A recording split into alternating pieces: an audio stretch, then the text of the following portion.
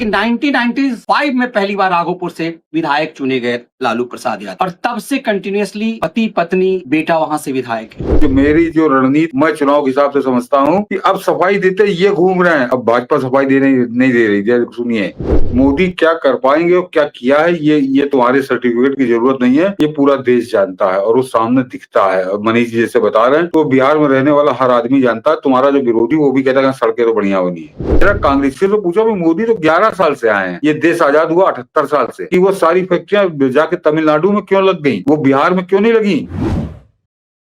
Sir नमस्कार। नमस्कार मनीष जी, दर्शकों को भी नमस्कार। बिहार में हूं, अभी राघोपुर में था। मुझे लगता है कि जमीन पर रिपोर्टिंग के लिए बहुत दिनों बाद मैदान में उतरा और राघोपुर पहुंचने से लगा कि सचमुच इस जमीनी मिजाज को समझना क्यों जरूरी था। राघोपुर जहां से लालू यादव जीतते रहे, राबड़ी जीतती रही, तेजस्वी 2 बार से वहां विधायक हैं, डिप्टी सीएम वहां से रहे और अब सीएम के दावेदार हैं। उस राघोपुर से जो सतीश यादव एक बार जीते हैं, राबड़ी देवी को हराए हैं, उन्होंने क्यों आज कहा, एक तरह से श्राप दिया राघोपुर को, यदि फिर से गलती की तो क्या होगा। दरअसल वहां पीड़ा इस बात को लेकर रही कि राघोपुर में लालू यादव अपनी जमीन गोपालगंज छोड़ करके यहां क्यों हैं। सतीश यादव कहते हैं कि वो मेरा विधानसभा है, मेरा जन्मभूमि है, लेकिन इन लोगों ने तबाह किया है बिहार। मुझे लगता है कि राघोपुर की जमीन को समझ करके, वहां के मिजाज को समझ करके, वहां की बदहाली को समझ करके असली जंगल राज, असली बिहार को समझा जा सकता है। मैं बिहारी हूं, लेकिन उसके बावजूद मुझे यह अंदाजा नहीं था कि राघोपुर के इर्द गिर्द पटना और चारों तरफ ऐसा डेवलपमेंट है, लालू ने वहां तबाही क्यों रखी हुई है। आज प्रधानमंत्री मोदी बिहार में थे, योगी आदित्यनाथ ने थे, और ऐसे पूंछ पर पांव इन दोनों ने लगा दिया है कि छटपटाहट बढ़ गई है। ऐसा लग रहा है कि एकाएक मोदी और योगी ने बिहार के मौसम को बदल दिया है।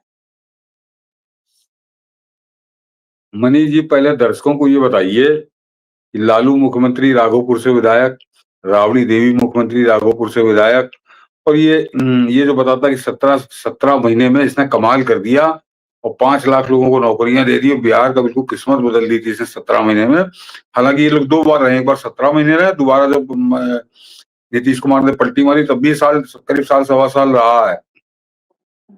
तो ये एक विधानसभा क्षेत्र जो 3 मुख्यमंत्री देख चुका, और वो लालू राबड़ी तो लंबे समय वाले हैं, कि आपने वहां पे क्या देखा, क्या आपको लगा वो राघोपुर की हाँ यहाँ 3 मुख्यमंत्री यहाँ पे विधायक रहे हैं, और एक करंट में जो पूरा बिहार बदल देने का बता रहा है 17 महीने में उसने कमाल कर दिया, तो वो बिहार वहां राघोपुर में क्या आपको विकास दिखा, ये जरा दर्शकों को बताइए। समझ में आ गया कैसे झूठ का धंधा कर रहे हैं और लगातार कैसे ठग रहे हैं बिहार को। मैं तो कहूंगा कि व्यूअर्स से कि वो वीडियो मैंने डाला है जो राघोपुर में गया था। राघोपुर का वजूद, राघोपुर की स्थिति ये बता रहा है कि जो ये कहते हैं कि हम हर घर में नौकरी देंगे, उन्होंने 2000 से लेकर, या फिर मुझे लगता है कि 1995 में पहली बार राघोपुर से विधायक चुने गए लालू प्रसाद यादव, और तब से कंटिन्यूअसली पति पत्नी बेटा वहां से विधायक है। और उस विधानसभा क्षेत्र को कहा जाता है बिहार का सबसे अभागा, सबसे बदहाल। आप वहां जो तबाही, बर्बादी, अराजकता, अभाव, बिहार के दूसरे हिस्सों में आप ऐसी बर्बादी आप देख नहीं पाएंगे।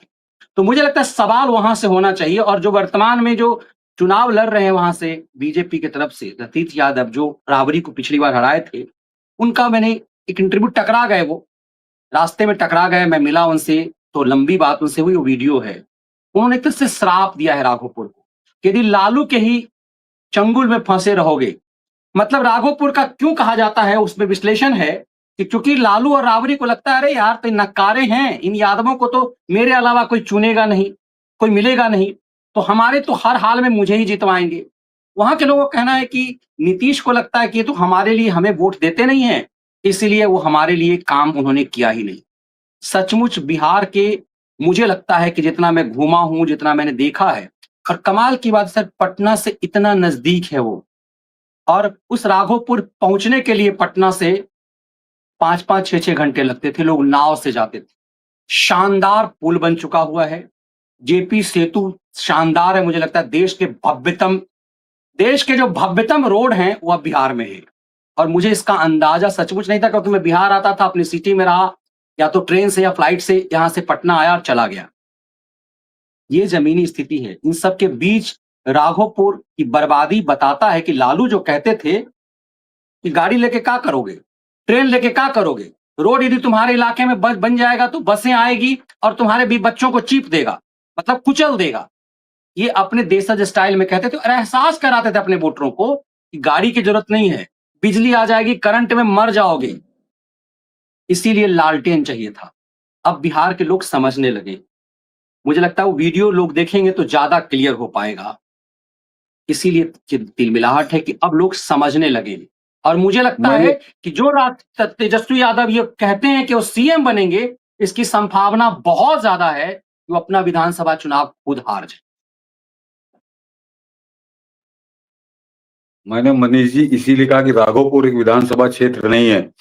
वो मतलब ये तो अपने आप को डिप्टी चीफ मिनिस्टर ये रहा ही है, मुख्यमंत्री का दावेदार बता ही रहा है, मान रहा है कि मैं हो जाएंगे। और दो मुख्यमंत्री तो वहां से विधायक रहे हैं। तो बिल्कुल सही आपने कहा कि वो अभागा विधानसभा क्षेत्र है, और मेरे ख्याल से देश का सबसे अभागा, और अभागा नहीं है, वहां पे कैसे धूर्त लोग उसका प्रतिनिधित्व करते रहे, लालू राबड़ी, उनके ऊपर एक सवाल है कि वो जनता को जनता नहीं समझते। वो एक तरह से कीड़े मकोड़े समझते हैं कि इनको कैसे बहलाना है, कैसे बरगलाना है, और हमें कैसे भी चुनाव जीतना है। उसका एक नमूना है, और बहुत ज्वलंत नमूना मनीष जी ने जो वीडियो बनाया है, दर्शकों को एक बार जरूर देखिए तो आपको आइडिया लगेगा ये कैसे ठगते थे ठग लोग। और ठगी का तो अभी आज हम लोग आपको और बहुत बढ़िया उदाहरण देंगे। और यही कारण है कि आज योगी और मोदी बिहार में ऊधम काटे हैं, उनका धूम मची हुई है। और इनको इनको समझ में नहीं आ रहा कि कैसे इस आंधी तूफान को रोके जो मोदी और योगी ने वहां पे क्रिएट किया। और इसका जो सबसे बड़ा नमूना आया है कि पूरे गैंग में हलचल है। तेजस्वी यादव अलग अनाप शनाप बोलने लगा है। यहाँ पे अखिलेश यादव बहुत बुरी तरह बिलबिलाया है। और लालू की लड़की, जिसको बड़ा लोग बता रहे थे, कुछ खासकर जो दिल्ली में बैठे दलाल हैं, कि वो बड़ी समझदार और बड़ी चाणक्य बुद्धि है, आज उसका भी बहुत बिलबिला के सामने आ गई बिलबिलाहट। क्योंकि इनको सूझ नहीं रहा कि योगी और मोदी का सामना कैसे करें, क्योंकि वो इनकी दुखती नस पे हाथ धर रहे हैं। और उनके पीछे एक बैगेज है कि उन्होंने, चाहे योगी ने उत्तर प्रदेश के अंदर या मोदी ने देश के अंदर जो विकास किया है, उसका इनको कुछ सूझ नहीं रहा, कि क्योंकि इनके माँ बाप ने क्या किया, इसका उदाहरण वो राघोपुर है। सुनाइए मनीष जी, सुन क्या लेते देखे क्या कहा है बिहार में बीजेपी नेता का अकाल पड़ गया है कि यूपी से नेता भाड़ा पे बुलाना पड़ रहा है। योगी का बिहार में कोई काम नहीं है, वो जाए अपना यूपी में बुलडोजर चलाए। बिहार में बुलडोजर चलाने वाला नेता का एंट्री नहीं होना चाहिए। बिहार में बीजेपी नेता का अकाल पड़ गया। ये महिला उसी समय की है जिस समय हम लोगों ने 12th किया था, लगभग उसी दौर की है। और ये डॉक्टर बनी थी। डॉक्टर कैसे बनी थी? यदि आज के दौर में तो मुझे लगता है कि नौवीं फेल ये भी रहती। ये डॉक्टर बनी, आज तक स्टेथोस्कोप क्या होता है ये जानी नहीं। एक सीट गमाया, और भाषा आपने देखा कि बिहार में अकाल पड़ गया है। मतलब ये चाहते हैं कि यही बदहाली बिहार में रहे, बिहार को यूपी का सच ना बताया जाए। आज बिहार जो बदल रहा है वो यूपी और गुजरात को देखकर। जो मॉडल हमने गुजरात का देखा था 2010 में, बिहार उसी दिशा में जा रहा है, और ये उसे रोक देना चाहते हैं। ये निर्लज्जता की पराकाष्ठा है कि अभी आप आज देख के आए हो राघोपुर, कि राघोपुर को इन्होंने 25 साल से कैसा रखा। देखिए, एक क्षेत्र का जो विधायक होता है वो कम से कम अपने स्तर से कुछ तो, खासकर तुम जो डिप्टी चीफ मिनिस्टर हो, राजद के सबसे बड़े नेता हो, पूरे देश का जो विपक्ष तुम्हारे साथ चल रहा है, तो तुम कम से कम उस कॉन्स्टिट्यूएंसी की स्थितियां तो सुधार ही सकते थे। और ऐसे ही नहीं, आपको अनेक उदाहरण मिल जाएंगे देश के अंदर कि वो अकेला विधायक अपने क्षेत्र का तो भला वो कर ही लेता है, निचले स्तर से लेके ऊपर के स्तर तक। तो ये असल में जनता इनके कहीं प्राथमिकता सूची में है ही नहीं कि हमें जनता का कुछ भला करना है, जनता के कुछ काम करने हैं। ये किसी और उद्देश्य से है, कैसे इन्होंने जमीनें लिखवाई सब जानते हैं। तो ये तो तिलमिलाहट बिलबिलाहट निकी है। वैसे ही आज अखिलेश यादव भी बिलबिलाए, और वो तेजस्वी यादव भी। लेकिन ये तिलमिलाए बिलबिलाए क्यों? कि योगी और मोदी ने, ये जो आखिरी चरण है समझिए चुनाव का, जो प्रथम चरण है, इस पर उन्होंने इनकी दुखती नस पे हाथ रखा है। और वो दुखती नस का पाप जो पिछले कई सालों से लगातार पाप कर रहे थे, खुलेआम पाप कर रहे थे, सनातन धर्म को गाली देने का, हिंदुओं को गरियाने का, हिंदुओं को बिल्कुल निचले दर्जे करने का। और सबसे खास बात इतना करते करते ये पाकिस्तान प्रेम में डूब गए थे। कैसे पाकिस्तान प्रेमी हो गए थे, पाकिस्तान परस्ती बिल्कुल स्पष्ट झलकने लगी थी। उस पर अब जो है एड़ी रखी है प्रधानमंत्री मोदी ने। और यहाँ पे योगी आदित्यनाथ तो खैर इसके मास्टर हैं। तो उन दोनों की वजह से आज वहां पे बिहार में मौसम पूरी तरह बदल चुका है, क्योंकि वो जो सवाल कर रहे हैं उसका कोई जवाब नहीं है, इनके पास कोई जवाब नहीं है। और मेरे ख्याल से कल से मनीष जी, कल प्रधानमंत्री मोदी की 2 रैलियां हुई, उसके बाद जो रोड शो हुआ, और आज ये जो दोनों, आज भी प्रधानमंत्री मोदी की रैली थी और योगी की तो खैर चली रही है। तो उसके बाद बिहार का सीन पूरी तरह से बदला हुआ है। और जरा सुनिए कि प्रधानमंत्री मोदी ने कहा क्या आज। उन्होंने बिल्कुल सटीक चोट करी है, और वो चोट क्यों सटीक है अभी बताता हूँ, पहले जरा सुन लीजिए प्रधानमंत्री मोदी ने जो आज बोला है। बिल्कुल सही बोला है, और इनको अब इसी तरह घेर के खड़ा करना। और देखिए मनीष जी, मेरी जो रणनीति मैं चुनाव के हिसाब से समझता हूँ कि अब सफाई देते ये घूम रहे हैं, अब सफाई देते ये घूम रहे हैं, अब भाजपा सफाई नहीं दे रही। जरा सुनिए। मोदी ने ये भी कहा है कि अब भारत आतंकियों को घर में घुसकर मारेगा।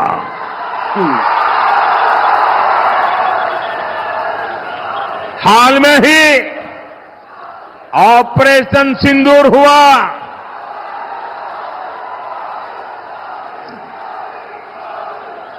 हमने फिर से अपनी गारंटी पूरी करके दिखाई कि नहीं दिखाई? हमारी सेना ने जो कमाल किया उस पर आपको गर्व है कि नहीं है? ऑपरेशन सिंदूर से आपका माथा ऊंचा हुआ कि नहीं? ऑपरेशन सिंदूर से आपका सीना चौड़ा हुआ कि नहीं? साथियों, आपको इतना गर्व हुआ, आपका माथा ऊंचा हुआ, लेकिन देश की सेना की इतनी बड़ी सफलता के बाद भी कांग्रेस आरजेडी को ये बिल्कुल पसंद नहीं आया। अरे साथियों, हालत तो देखो। धमाके पाकिस्तान में हो रहे थे, धमाके पाकिस्तान में हो रहे थे, और नींद कांग्रेस के शाही परिवार की उड़ी हुई थी। आज तक पाकिस्तान और कांग्रेस के नामदार दोनों ही ऑपरेशन सिंदूर के सदमे से बाहर नहीं निकल पाए।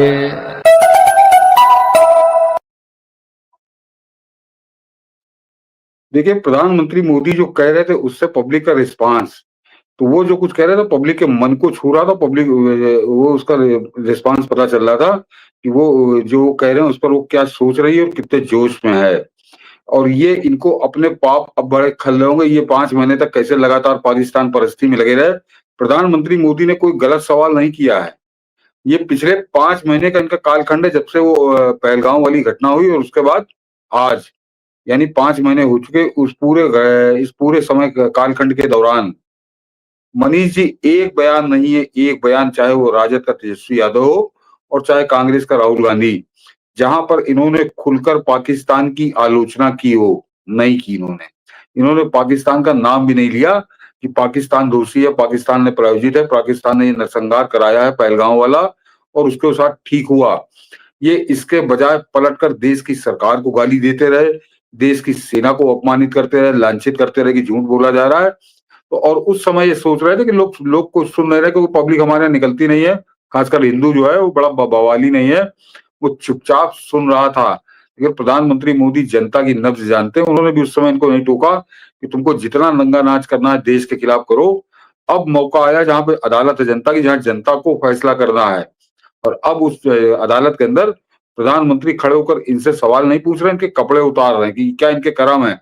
5 महीने में एक भी दृष्टांत ऐसा नहीं है जिसमें इन्होंने जहां पे ये कह सके कि हमने पाकिस्तान की आलोचना की थी, हमने पाकिस्तान को गरियाया था। नहीं, ये आतंकवादियों के अड्डे टूटने पर भी ये मातम कर रहे थे और देश की सरकार के खिलाफ अपना जहर उगल रहे थे। खासकर प्रधानमंत्री मोदी के खिलाफ तो इन्होंने सारी सीमाएं पार कर दी।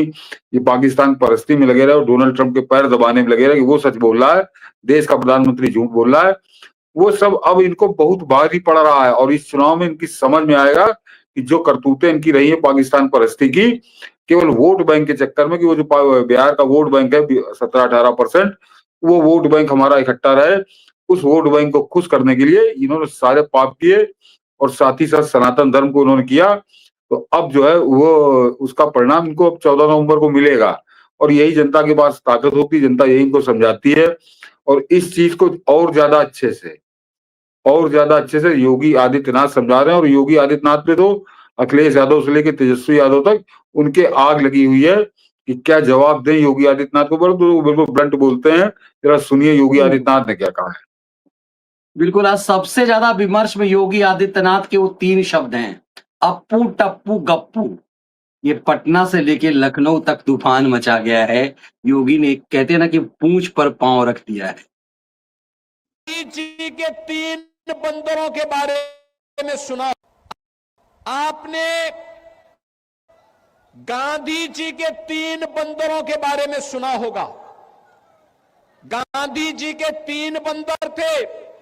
गांधी जी ने तो उनको उपदेश दिया था, बुरा मत देखो, बुरा मत सुनो और बुरा मत बोलो। लेकिन आज इंडी गठबंधन के 3 और बंदर आ गए। ये 3 बंदर पप्पू, टप्पू और अप्पू के नाम पर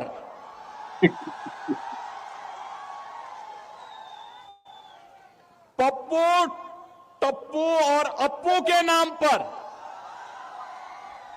पप्पू सच बोल नहीं सकता, अच्छा बोल नहीं सकता। टप्पू अच्छा देख नहीं सकता और अप्पू सच सुन नहीं सकता। इन लोगों को एनडीए सरकार के द्वारा किए गए विकास दिखाई नहीं दे रहे। उसकी खुशबू इनको सुनाई नहीं दे रहा है, दिखाई नहीं दे रहा है। ये उसके बारे में बोल नहीं सकते, सुन नहीं सकते, देख नहीं सकते और इसीलिए तो दुष्प्रचार कर रहे हैं। आपने देखा होगा कांग्रेस के नेता राहुल जी जब भी कहीं जाते हैं भारत के खिलाफ बोलते हैं, भारत के खिलाफ बोलते हैं, भारत को अपमानित करते हैं, विदेशी आक्रांताओं को महिमा मंडित करते हैं। और ये सभी, ये जो 3 इंडी गठबंधन के 3 बंदरों की जोड़ी है, बहनों और भाइयों, ये 3 बंदरों की जोड़ी ये बिहार में खानदानी माफियाज को गले लगा करके, अपना शागिर्द बना करके बिहार की सुरक्षा में सेंध लगाने का काम कर रहे हैं। बिहार की सुरक्षा, घुसपैठियों को बिहार की धरती में घुसा करके बिहार की सुरक्षा में सेंध लगाना। मतलब अप्पू पप्पू तो समझ में आया, ये टप्पू गप्पू राहुल की तो व्याख्या कर दी, बाकी 2 की व्याख्या हुई नहीं, कंफ्यूजन बना रह गया। टप्पू से को यहाँ अखिलेश यादव का नाम टीपू, उनके बड़े परम मित्र हैं, या पारिवारिक नाम उनका टीपू है अखिलेश यादव का। तो टीपू का उन्होंने टप्पू किया, पप्पू और टप्पू। मनीष जी, मैं तीसरे नामकरण पर बड़ा मुझको हंसी आई और मुझे लगा क्या बाबा का भी बड़ा सटीक विजन है। तीसरा नाम उन्होंने रखा अप्पू। तो जो नई पीढ़ी है उसको याद नहीं होगा मनीष जी, लोग भूल गए होंगे कि अप्पू कौन था। अप्पू के बारे में लोग नहीं जानते होंगे, तो मैं जरा दर्शकों को याद दिला दूं कि 1982 का जो एशियाड हुआ था तो शुभांकर जो रखा जाता उसमें हाथी का बच्चा था उसको हम्म। शुभांकर बनाया गया था एशियाड गेम्स का, और उसका नाम रखा गया था अप्पू। तो अप्पू। अप्पू तभी से इस्तेमाल होने लगा, जो कुछ जरूरत से ज्यादा जो मोटा और हो जाए, जो जरूरत से दिल्ली ज्यादा। दिल्ली में प्रगति मैदान के पास जो अप्पू घर था उसमें उसके तस्वीर भी लगे हुए थे। हाँ हाँ, अप्पू घर भी था, अब पता नहीं है कि नहीं, पहले था, अप्पू घर भी नहीं, बना हट था गया, उसी। अब नहीं, नहीं। नहीं है। तो वो अप्पू, वो तेजस्वी यादव के लिए उन्होंने बड़ा सटीक इस्तेमाल किया, कि वास्तव में अभी कल परसों चर्चा ही हो रही थी किसी से मेरी, कहीं ये कितना फैल गया है, कितना मोटा हो गया, कैसी मस्ती में है। तो वास्तव में तेजस्वी यादव का बदन देखिए, वो लग रहा है कि कुछ दिनों बाद वो जो शेयर ब्रोकर थे, कौन झुनझुन वाला, ये उनकी तरह हो जाएगा बिल्कुल एकदम, कि हिलना डुलना इसके लिए मुश्किल होगा, जिस तरह से ये मोटा होता चला जा रहा, मोटाता चला जा रहा है। और इस तरह का जो वजन बढ़ता है, ये दर्शक समझ लें कि दो कारणों से बढ़ता है। उसमें एक कारण जो है, एक कारण बड़ा महत्वपूर्ण है, कि जो सुअर का मीट खाते हैं वो उनका वजन इतना इस तरह से फूलता है। और इसने ईसाइयों से शादी की, ईसाइयों के लिए बड़ी कॉमन डिश है। तो संभवतः क्या उसी के सेवन शुरू कर दिया, जरा इसको स्पष्ट करना चाहिए कि अचानक ये इतनी बुरी तरह से बढ़ क्यों रहा है। लेकिन मुख्यमंत्री योगी ने आज पप्पू, टप्पू और नहीं, अप्पू, मतलब ये यूं ही नहीं नाम लिख रखा होगा, यदि 3 बंदर का इस्तेमाल कर रहे हैं और अप्पू कह रहे हैं, टप्पू से तो सचमुच क्लियर हुआ, लोगों को अप्पू से बड़ा कंफ्यूजन था बिहार में। हाँ, अप्पू, मैंने कहा नई पीढ़ी को मालूम ही नहीं होगा। आज से समझिए 42-43 साल पहले की घटना है, तो बहुत कम लोग उस उम्र के हैं, तो और अप्पू लोग सोच रहे होंगे। लेकिन अप्पू, इसीलिए मैंने स्पष्ट किया कि वो हाथी के बच्चे को कहते हैं, जो हाथी बच्चा था उसका नाम अप्पू अप्पू नहीं, रखा गया बचपन था। में दूरदर्शन पे एक सीरियल आता था अप्पू और पप्पू, जब हम लोग छोटे थे तो बहुत चाव से देखते थे। मतलब पप्पू बच्चा था और अप्पू वो हाथी का बच्चा था जो उसका दोस्त था। तो कहते ना, उस दौर हमारे जनरेशन के बच्चों को याद होगा वो अप्पू और पप्पू की यारी होती थी। क्यों कहा अप्पू, ये महत्वपूर्ण है। इस व्यक्ति को सिर्फ खाने पीने से मतलब है। आज भी लोग कहते हैं कि जो बात राहुल गांधी के लिए कही जाती है, तीनों की कैटेगरी एक ही है। तीनों के लिए उन्होंने राज परिवार कहा, मतलब ये कहा कि एक जिसे कहते हैं ना कि वो नामदार हैं, जो प्रधानमंत्री कहते हैं, उसे अपनी भाषा में लिखा। लेकिन ये कहा क्यों है? मैं मनीष जी उसी पे आ रहा था कि ये सबसे खास बात है, लेकिन जरा गंभीर लोगों का विमर्श की चीज है, कि जरा गौर करिए कि ये 3 आदमी, एक उत्तर प्रदेश का मुख्यमंत्री रहा है 5 साल, दूसरा जो है वो सपने देख रहा है कि नेता विपक्ष है, वो देश का नेता विपक्ष है, और वो सपने देख रहा है कि मुझे प्रधानमंत्री बनना है, और तीसरा बिहार के मुख्यमंत्री बनने का सपना देख रहा है। यानी 3 बड़े नेता, अगर आप राजनीतिक पैमाने को देखें। और उन तीनों के विषय में योगी आदित्यनाथ ने जिस तरह से बात करी है, यानी इनके अंदर ना तो कोई गंभीरता है, न कोई गहराई है। और इनकी असलियत क्या है, कि योगी आदित्यनाथ ने बड़े हल्के में निपटाया इनको, और बहुत सतही तरीके से जैसे इनको निपटाना चाहिए, क्योंकि इनके जो कर्म है वो इनके पद के अनुरूप नहीं है। उत्तर प्रदेश का मुख्यमंत्री 5 साल रहने के बाद अखिलेश यादव जिस तरह की बयानबाजी करता है और जिस तरह की हरकतें हैं, तो वो लगता नहीं कि कहीं से कि आदमी 5 साल उत्तर प्रदेश का मुख्यमंत्री रहा होगा। या राहुल गांधी को तो खैर छोड़ ही दीजिए, उसने तो रिकॉर्ड तोड़ दिया है। और ये नवा फेल है, ये तो खैर ना बना था ना ये बनेगा भी, ये सपने देख रहा है, लेकिन ये भी उसी कैटेगरी में आ जाता है। लेकिन एक उत्तर प्रदेश में जो 8 साल से लगातार मुख्यमंत्री हैं, और वो जब इन लोगों पे प्रहार करते हैं, तो उनकी जो भाषा होती है, या उनके जो विचार हैं इनके बारे में, उससे समझ में आ जाता है कि इनको कतई गंभीरता से नहीं लेते, और राजनीतिक गंभीरता का तो कोसों को लेना देना नहीं है। उनके लिए ये मजाक का विषय है। और वो 14 तारीख का परिणाम भी बताएगा कि वास्तव में ये लोग मजाक का ही विषय है, क्योंकि इन्होंने खुद अपने आप को मजाक का विषय बना लिया। इन्होंने कोई ऐसा सवाल नहीं छोड़ा चुनाव के अंदर जिसको देने में प्रधानमंत्री मोदी या भाजपा की जो फौज है उसको कहीं कोई अड़चन आए, क्योंकि इन्होंने इतना करा धरा, ऐसे इनके कर्म रहे हैं, ये सवाल पूछने लायक ही नहीं। जबकि विपक्ष के हैं, इनके पास सवालों का भंडार होना चाहिए था, लेकिन नहीं है इनके पास, क्योंकि इनके दीदा कहीं और लगा था, कहीं और जुगाड़ में थे। ये वोट बैंक के जुगाड़ में थे, कि इतना वोट बैंक, छोटा पजामा बड़ा कुर्ता का, और इतना वोट बैंक मेरा यादव वोट बैंक, और उसके बाद थोड़ा बहुत इधर उधर हो जाएगा तो मैं वो निषाद इसाद, और हमारी नैया पार हो जाएगी। लेकिन अब की वो मुश्किल नजर आ रहा है, क्योंकि बिहार को जिस तरह से एकजुट किया है योगी और मोदी ने, आखिरी जो प्रहार कर रहे हैं, ये प्रहार इनके लिए बहुत घातक होगा मनीष जी, और आने वाला समय आपको बताएगा। और ये बड़ी बुरी हारने जा रहे हैं बिहार के अंदर। ये दिखा आज तिलमिलाहट तेजस्वी का, रुक नहीं पाए तेजस्वी। अब देखिए उन्होंने रिएक्शन किस रूप में किया है, जरा से इसको सुन लीजिए।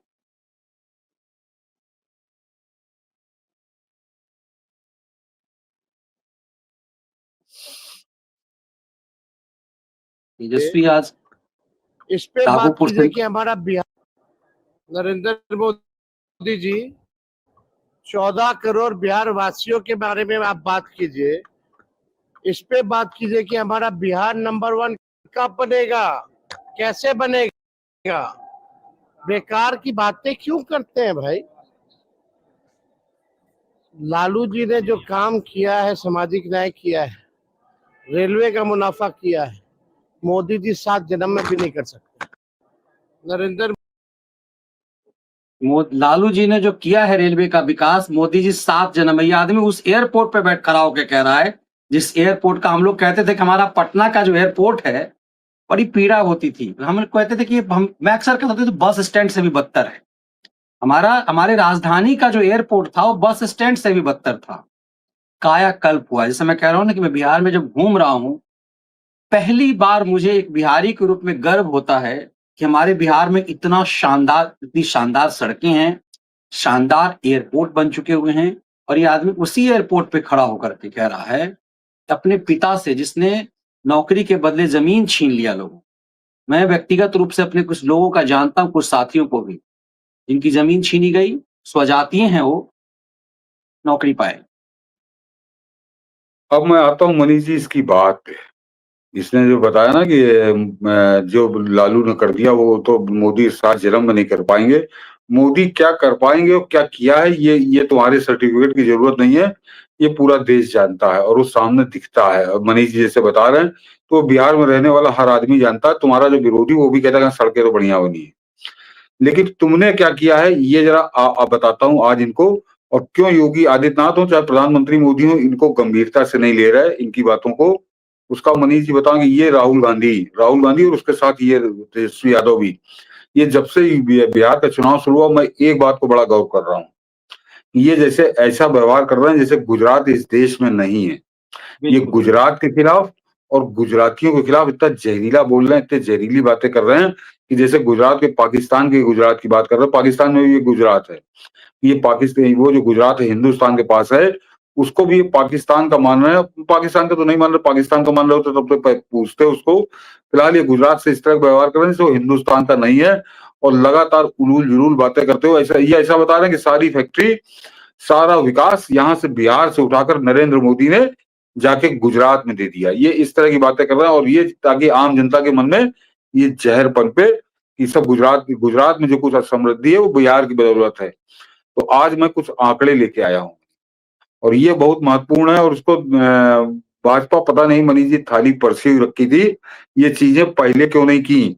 और सबसे ज्यादा इस काम में जो आगे है वो अधेड़ है, अधेड़ कांग्रेसी जो नेता विपक्ष है इस देश का। और वो नंगा होगा आज जब मैं बताऊंगा आपको तथ्य। कुछ रोज एक आध तथ्य बताऊंगा इसे कि 1947 में देश आजाद हुआ। जरा गौर करिएगा। और मनीष जी मैंने जो ये वीडियो पढ़ा इसके नीचे ट्वीट है कि 1947 में आजाद हुआ। 1951 में पहली जनगणना हुई और उसमें पूरे देश का डाटा तैयार हुआ कि कहाँ क्या है, कितने लोग हैं, क्या दुनिया भर का।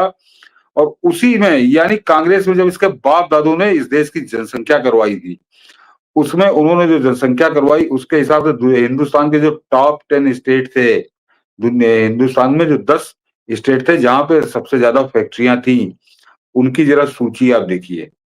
1951 की जनगणना की जो सूची है, पहले नंबर पे बॉम्बे, तो बॉम्बे में महाराष्ट्र और गुजरात साथ था। दूसरे नंबर पे पश्चिम बंगाल, तीसरे नंबर पे मद्रास, चौथे नंबर पे उत्तर प्रदेश और 5वें नंबर पे बिहार। बिहार 5वें नंबर पे था। ये 1951 की जनगणना जो कांग्रेसी सरकार ने, कांग्रेसी राज में और पूरे कांग्रेसी तंत्र ने करी थी, उसका ये परिणाम था। लेकिन उसके बाद 1991 यानी 1951 से 1991 तक इस देश में कांग्रेस का ही शासन नहीं था। कांग्रेस का शासन कहना गलत होगा।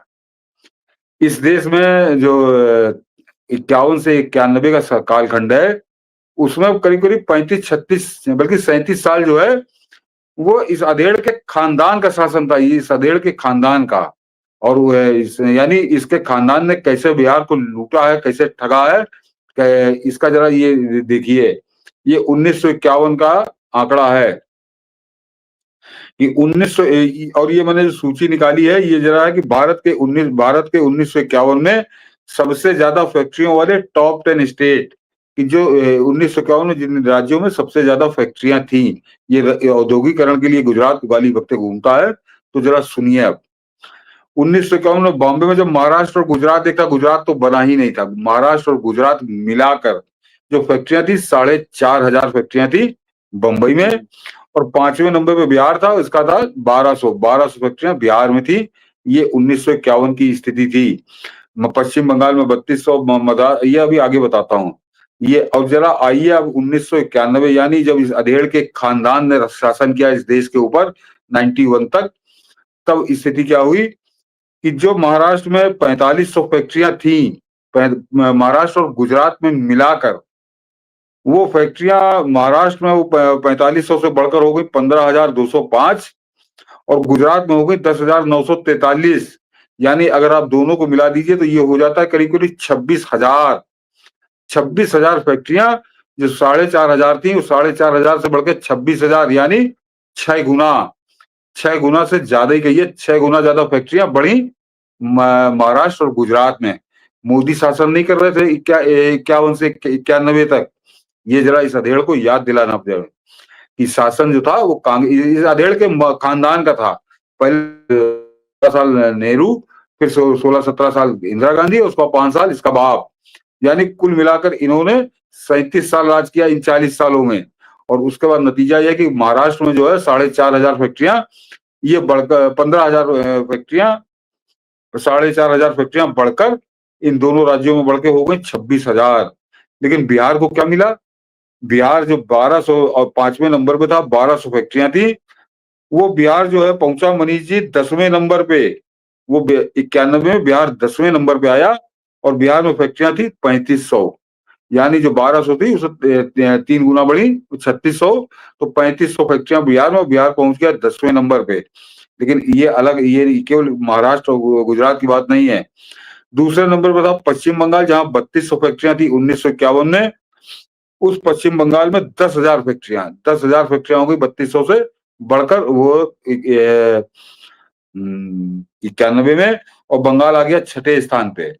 और आइए तीसरे नंबर पर था तमिलनाडु। ये सबसे ज्यादा चौंकाने वाला है। ये जो गाना गाते हैं, इनकी जरा समझिए कि तमिलनाडु में 2800 फैक्ट्रियां थी 1951 में। ये जो जनगणना, ये ऑथेंटिक है, ये जनगणना में ये जब पूरा प्रोफाइल आया स्टेट का, तो ये बता रहा था 2800 फैक्ट्रियां तमिलनाडु में, और वो जो है वो 14,617 फैक्ट्रियां हो गई 2800 से बढ़ के 14,617, यानी यहाँ भी 6 गुना करीब करीब मान के चलिए 6 गुना बढ़ी। और आइए उत्तर प्रदेश में 1500 थी, वो बढ़कर हुई 10,417, यानी 6 गुना करीब करीब यहाँ भी बढ़ी। लेकिन बिहार 10वें नंबर पे आया, जो 5वें नंबर पे था वो बिहार 10वें नंबर पे आया।